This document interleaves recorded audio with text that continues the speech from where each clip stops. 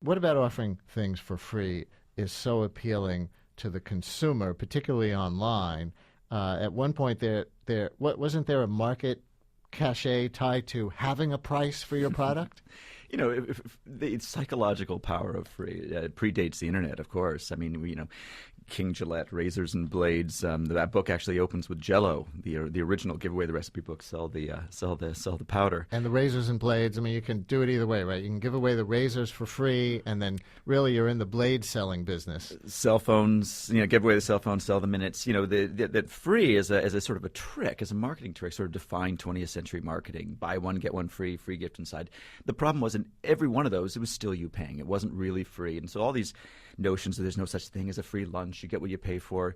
This is our trained behavior. We're drawn to free, and yet we're scared and fearful of it because it tends to be a trick. What happened with the internet is that suddenly it wasn't a trick anymore. Google doesn't show up in your credit card bill.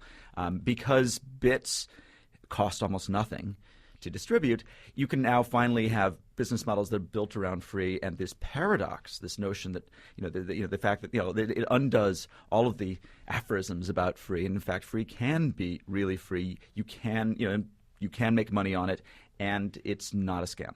Now, there's an air of inevitability to your argument that the price of information is headed toward free no matter what we do. But in his review in the New Yorker, Gladwell argued that free is not inevitable. It's a price, just like any other, and a company can choose to set whatever price they want that actually works the best for them. So why can't that happen with newspapers, for example, which are now debating, as that whole model of journalism sinks, whether they should start charging for online content for the New York Times, for other newspapers, as the Wall Street Journal already successfully does? Sure.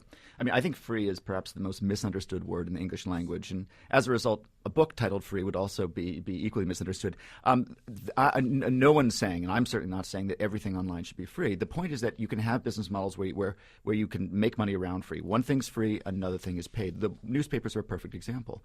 You think of the Wall Street Journal versus New York Times debate as being free versus paid. It's not. It's free versus freemium.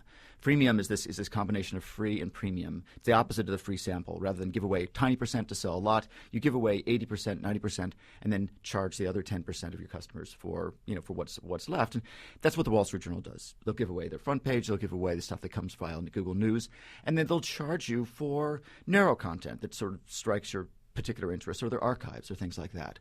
That is a business model that both uses advertising for where it works, popular stories, and uses direct payments, good old-fashioned getting paid for your stuff, for the stuff that's of narrow interest, where people really value what they're getting. So are you opposed to that because you're philosophically for things being free online, especially information? I'm actually not philosophically for free. This is another big misunderstanding. Now, Stuart Brand in those early days was, I think, espousing a somewhat Californian philosophy, and I'm a huge fan of that. But what I'm describing right now is what's closer to the force of gravity. Things are free online not because some hippies decided that was a good idea, or because we in the media industry made a mistake 10 years ago, but because the underlying economics of bits demand that they be so. What I'm espousing is smart business models built around free, and so I'm very much a fan of the Wall Street Journal's model when it's seen properly as a mix of free and paid, using free to get reach and mass scale, and using paid to monetize the people who value it most. And I'm curious about your vision for the future of journalism as a vocation. You write in the book, there may be more of them, not fewer, as the ability to participate in journalism extends beyond the credentialed halls of traditional media. But they may be paid far less, and for many it won't be a full-time job at all. Journalism as a profession will share the stage with journalism as an avocation.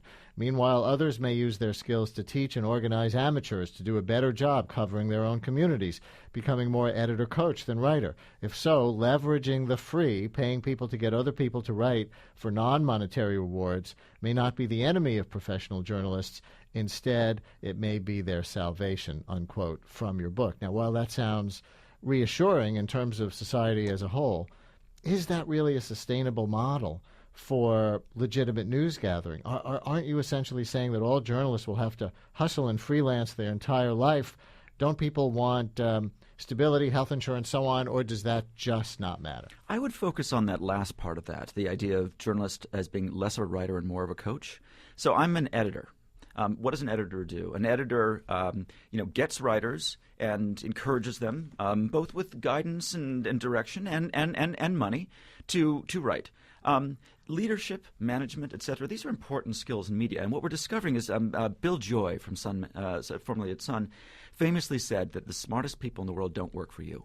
And that's also true for writers on any given subject. The best writer on any given subject probably doesn't work for you. They may, in fact, not be a professional writer at all. They may not be a journalist. They may just be an expert. We've seen the rise of mass amateurs, and we've seen what amateurs can do. We've seen the power of avocations. And if journalists can use their skills to help them write better, to help them write on the journalist platform, to encourage them, to incentivize them with traffic and audience and reputation, to write in a ways that the journalists and the editors can monetize, but the writers get non-monetary rewards. They get the reward of being read, then everybody wins. We do this at Wired with many of our blogs. Some of our most successful blogs are written by amateurs. Some parenting blogs just written by parents. It's brilliant. It works great. I don't see the problem. So you save a lot of labor costs on reporters. What we do is we invest our labor costs into coaching and guiding and steering these amateurs, and then the writing itself is being done for non-monetary rewards.